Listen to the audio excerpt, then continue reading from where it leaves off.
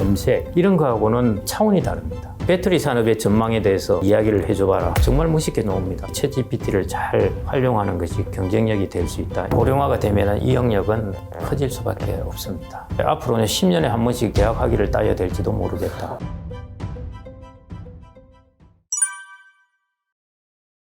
저는 처음 볼 때, 야, 이놈 글을 너무 잘 쓴다 했습니다. 그래서 이제 김대식 교수가 자기 책에서 이런 이야기를 농담 삼아 했는데요. 앞으로 학생들이 챗GPT로 리포트를 낼 것 같은데 이걸 구분하는 방법을 생각을 해보니까 문장을 잘 쓴 것이 챗GPT를 가지고 낸 것이겠구나. 그게 이해가 간 게 이게 확률 통계 방식으로 이제 인공지능이 돌아가는데요. 그러니까 이 단어가 나오면은 이 단어를 패턴상 가장 많이 쓰일 단어를 그 다음에 배치를 하고 하니까요. 그 문장이나 이런 것들이 너무 이렇게 깔끔합니다. 저는 첫 번째 이제 문장이 깔끔한데 놀랐고요. 제가 몇 가지 이제 테스트를 해봤는데요. 아주 이제 유용한 게 있고, 그 다음에 택도 아닌 게 있고 그렇습니다. 저에 대해서 한번 소개를 해봐라. 김경록이 누구인가? 이렇게 했더만은, 미래색 그룹에 근무하고 있답니다. 근무하고 있는데, 미래색 그룹이라는 것은 글로벌하게 사업을 펼치는 곳이고, 그래서 이 사람은 글로벌 안정역에서 일을 하고 있고, M&A를 하고 있고, 뭐 택도 아닌 소리를. 이게 이제 자기가 통계적으로 가장 그럴듯한 패턴, 미래셋 하면은 글로벌이 많이 나오고, 그럼 이 사람은 여기서 이 일을 했을 것이다 하고 이렇게 추론을 하고 들어가는 거예요. 이야기를 읽어보면은 아주 그럴듯한데, 왜냐하면 사람들이 가장 그럴듯하다고 느끼는 쪽으로 이야기를 서술하기 때문에. 근데 완전히 배가 산으로 반격이죠. 그래서 이런 것은 이제 완전히 엉터리이고요.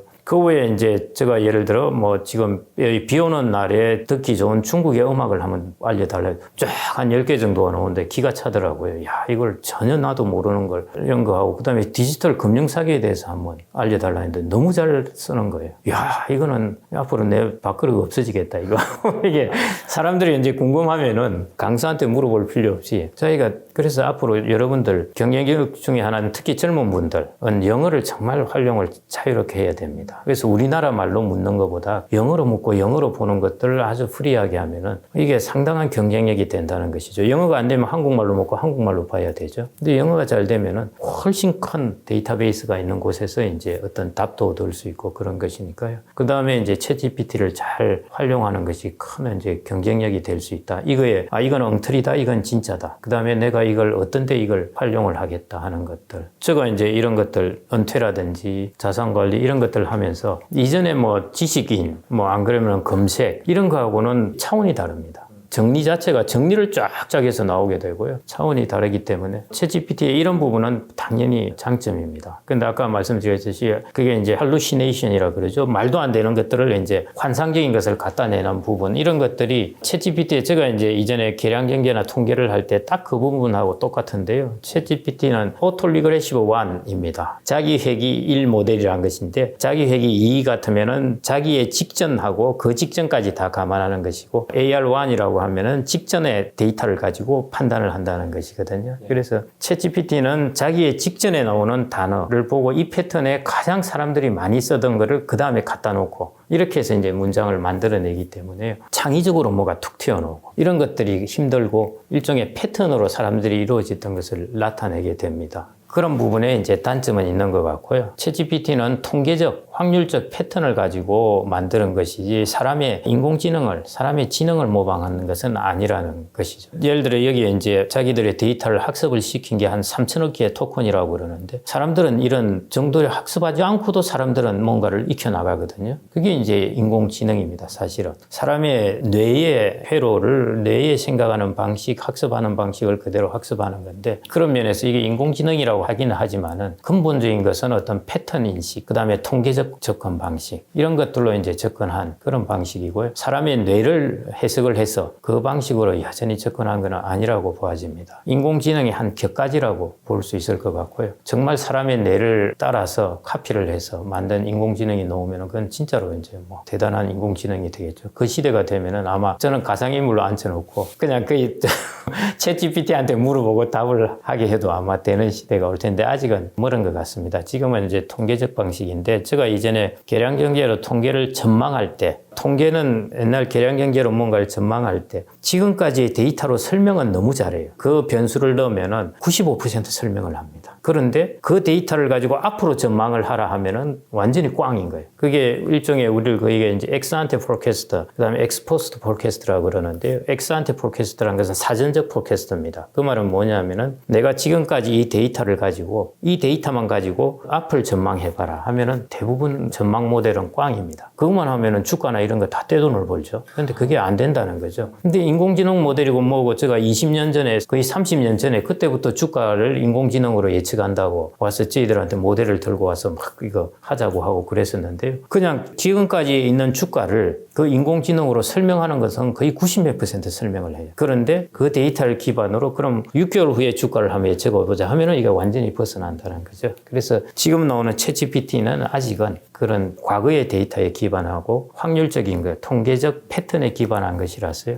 그래서 이제 우리가 어떤 서베이 자료라든지 뭘 조사를 해야 된다든지 이런 때는 정말 파워풀합니다. 정말 파워풀하게 잘 나오는데 그렇지가 않고 데이터가 부족한 것들 뭐 김경록에 대해서 이야기해 주세요 하면은 안 나와요. 그래서 심지어 유명한 사람도 넣어봤어요. 아주 유명한 사람도 넣어봤는데요. 그것도 역시 가장 그럴듯한 말을 끄집어내서 이 사람에 대해서 자세히 모르는 사람 보면은 야 이거 정말 이야기가 그럴듯하게 생각이 되는데요. 완전히 엉터리인 경우가 있습니다. 그래서 그런 부분은 앞으로 이제 고쳐 나가야 될 부분인데 여하튼 뭐 큰 진전이면은 틀림없고요. 근데 이 산업이 어디에 어떻게 연결돼서 뭐 어떤 걸 해줄지는 저도 이제 불투명합니다. 예를 들어 이제 변호사들이나 이런 사람들한테는 돈을 주고 팔겠죠. 보통 사람들은 그냥 무료로 쓸 수 있지만은 거기에 특화된 이런 것들을 해서 팔아서 뭐 그런 걸 제공해 줄 수도 있고 뭐 그럴 텐데 비즈니스 모델이 어디까지 될지는 아직도 저는 그 부분은 아직은 좀 더 연구를 해봐야 되겠습니다.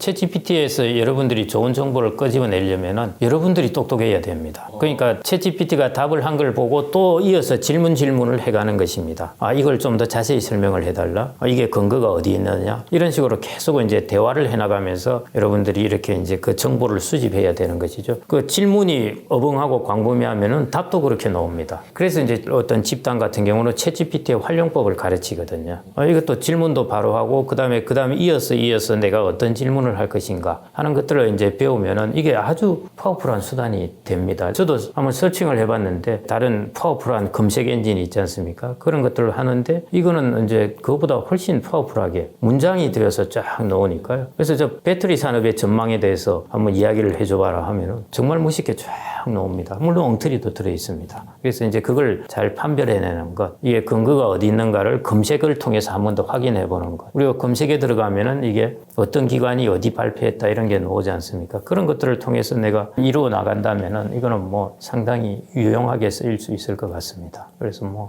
일단은 글을 너무 잘 써요. 나는 우리말을 그렇게 잘 쓴다는 게 영어도 아니고 그게 해석을 하면 그렇게 되는데 패턴 인식으로 했기 때문에 그래서 그렇게 매끄럽게 되는 겁니다. 제가 아직 이런저런 질문들은 많이 전공 관계된 분야 이런 것들도 이제 물어보고 했고요. 그 다음에 좀 더 고차원적인 질문은 이제 저희 김대식 교수가 쓴 책이 있지 않습니까? 챗GPT와의 대화. 이런 데 보면은 이제 신에 관한 대화, 사랑을 이런 대화들을 쭉 해놓은 것. 이런 거는 이제 다른 사람이 해놓은 걸 보고 GPT가 이렇게 답을 하는구나. 근데 그거는 한글로 물어본 거 아닙니다. 영어로 물어보고 영어로 답을 한 걸 번역을 시킨 겁니다. 그래서 이제 그만큼 영어로 이제 묻고 답하는 것에 이런 데이터가 훨씬 풍부하다는 것이죠. 그래서 제가 이제 여러분들에게 말씀드리는 게 영어는 여전히 잘해야 된다. 우리가 어떤 정보에 커넥트 할 때 훨씬 풍부하기 때문에요. 저는 아직 영어가 딸리기 때문에 영어로 이렇게 물어보고 영어로 이렇게 답이 되면 불편해요. 빨리 안 읽히고. 근데 한글은 금방 읽히잖아요. 그 정도 수준으로 여러분들이 영어를 좀 익숙하게 해놓으면은 그러면은 이게 여러분들의 생산성을 아주 높여주리라고 보아집니다.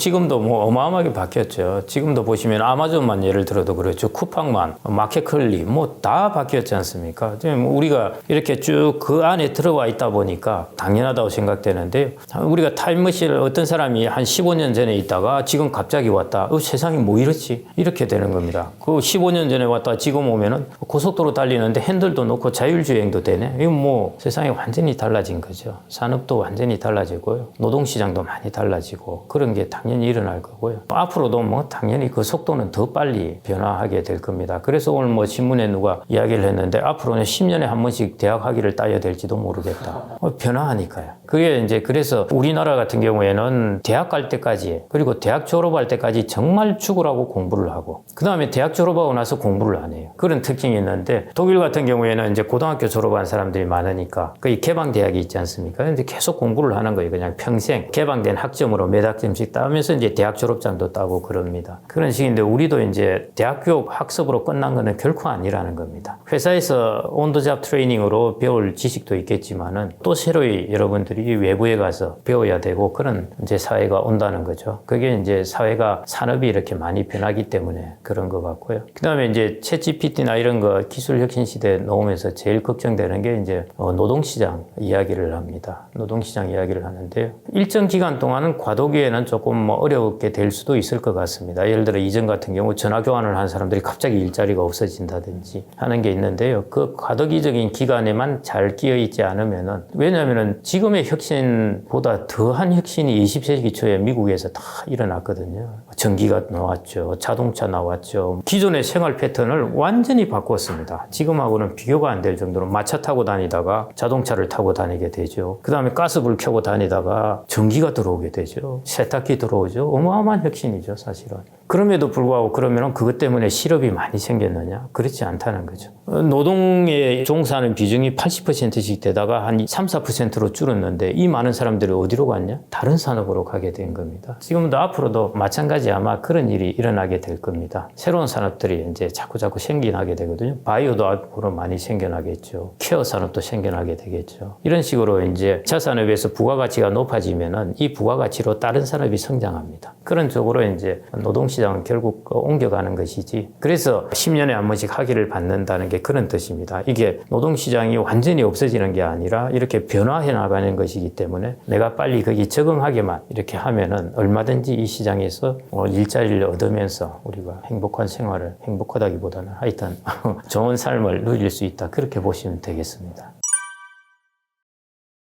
걱정됩니다. 저는 이제 애가 둘인데요. 첫째가 이제 로스쿨 가서 뭐 변호사나 뭐나 할까 하고, 둘째가 이제 디자인 쪽을 공부하고 하는데요. 챗GPT 나오고 뭐 이렇게 등등 하면서 이제 앞으로 고소득자에 오히려 제 일자리가 위협을 받아요. 보통 보면은 지금까지는 중간소득자, 중간관리자들이 일자리가 싹 사라지고요. 양극단, 이제 손으로 일을 하는 사람과 고소득자가, 그래서 고소득자의 소득을 더 많이 받으면서 살았었어요. 근데 지금 이 사람들이 챗GPT나 AI는 이걸 위협하는 겁니다. 그런데 그러면서 나온 게 변호사, 디자이너가 앞으로 위험하다는 거예요. 야, 이게 애 둘이 다 이거 큰일 났다.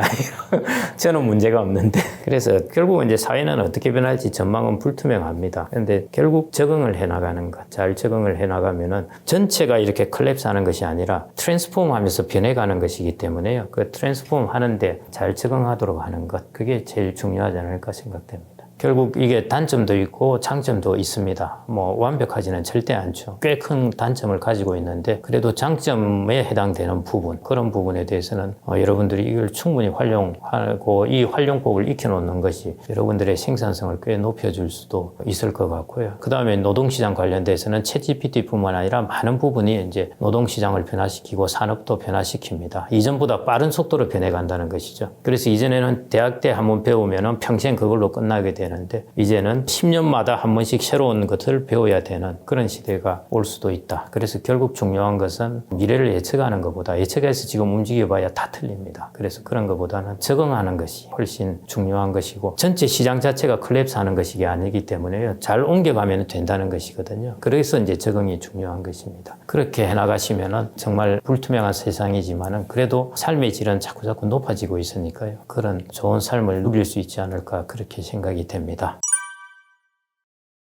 고령화로 이제 떠오르는 분야는 로봇이라든지 바이오, 디지털 헬스케어 뭐 이런 쪽이 이제 제일 주된 분야라고 할 수 있겠죠. 코로나19 때 한번 엄청나게 올랐다가 지금 엄청나게 올란 여파로 많이 좀 깔아앉고 있는 것 같은데, 장기적으로 이쪽은 뭐 여전히 유효할 것 같고요. 미국도 BBC라는 말을 하지 않습니까? 주요 핵심 산업을 BBC라고 그러는데요. 그게 이제 배터리, 바이오, 칩스 이렇게 보고 있거든요. 지금 배터리에 대해서도 저러고 있고, 그 다음에 칩스에 대해서도 지금 계속 저러고 있죠. 바이오에 대해서 바이오에서 왜 안 저러냐? 지네들이 최고거든요. 바이오는 뭐 다른 데가 따라올 데가 없거든요. 그래서 지금 BBC를 잡는 거예요. 뭐 그래서 미국 입장에서 보면은 일단 자기들의 글로벌한 상황에서 보면은 뭐 핵심적인 것이 이제 BBC 여기 해당될 거고, 이거 이제 바이오, 그다음에 이제 격가지로는 이제 디지털 헬스케어라고 볼 수 있겠고요. 고령화가 되면은 이 영역은 커질 수밖에 없습니다. 저는 이제 바이오 기업들은 잘 모르니까요. 그리고 바이오 기업들은 워낙 이게 뭐 예측하기가 어렵습니다. 그래서 그런 것 때문에 그냥 ETF를 사는데요. 바이오 ETF, 미국에도 이제 S&P나 나스닥에 바이오 ETF들이 있습니다. 있는데 그걸 삽니다. 그걸 사는데 뭐 아직까지 많이 별로 못 움직이고 있는데요. 저는 뭐 그래도 차곡차곡 사가지고 있으면 나중에 반드시 보상을 해줄 거라 이렇게 생각이 되고요. 지금 이제 이노버티브한 사회에 와 있지 않습니까? 우리 미국이 이제 20세기에 혁신이 많이 일어났는데, 그게 이제 자동차 산업, 뭐 이런 것들을 보면은 자동차 산업이 기업이 1000개씩 있다가 한 3개 정도로 압축이 되고 그러거든요. 혁신 기업 중에서 뭐가 성공할지 사실은 잘 모르는 것이고요. 그때 이제 우리가 유명한 일화 중에 하나가 에디슨하고 테슬라가 전기의 직류와 교류를 가지고 싸운 적이 있는데요. 결국은 이제 교류를 택했던 테슬라의 웨스팅하우스가 전기 산업을 지배하게 되거든요. 근데 만일 그때 싸우고 있을 때 우리가 이 중에 어떤 거를 과연 채택될까 모르죠. 모르면 어떻게 해야 되느냐? 그냥 두 개를 같이 사는 겁니다. 그게 ETF라고 보시면 되고요. 앞으로 그 당시에 봤을 때 에디슨이나 웨스팅하우스, 테슬라는 앞으로 전기라는 것이 무궁무진하게 어마어마하게 커질 거라는 거는 알고 있었던 거고, 다른 투자기관들도 알고 있었던 거죠. 전기라는 것이 앞으로 그 산업이 커질 것은 분명한데, 에디슨의 직류가 채택이 될지 테슬라의 교류가 채택될지는 모른다는 거죠. 그게 지금 다른 바이오도 마찬가지입니다. 여기서 어떤 놈의 바이오가 커질지 모르기 때문에 저는 그냥 이노버티브한 사회에 있어서는 그냥 이렇게 여러 기업을 뭉쳐놓은 것. 한 기업이 어려워졌다? 그럼 이 기업의 마켓시어를 이긴 놈이 들고 갈 거잖아요. 그러니까 이게 스스로 중화하는 효과, 뉴트럴라이즈하는 효과가 생기니까요. 저는 그런 쪽으로 좀 뭐 떼돈은 못 벌지라도 그 방법이 맞지 않나 그렇게 생각합니다. 여전히 인기 있는 것은 종목에 대한 것입니다. 예.